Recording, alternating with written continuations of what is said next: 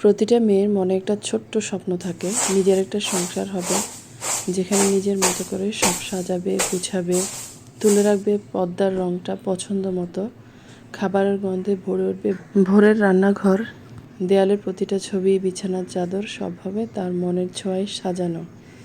এটা শুধু ঘর না, এটা তার ভালোবাসা, তার পরিশ্রম, তার পৃথিবী। আসলে নিজের হাতে সাজানো সংসারই প্রতিটা মেয়ের সবচেয়ে শান্তির একটা জায়গা। ঘরটা যেমনই হোক, মনের মতো করে গুছিয়ে নিতে চায় প্রতিটা মেয়ে। সংসার তার রাজ্য, আর সে নিজেই সেই রাজ্যের রানী। কিন্তু সব মেয়ে কি পায় সেই সুযোগটা? সবচেয়ে আপন জায়গাটাও হয়তো তার হয় না।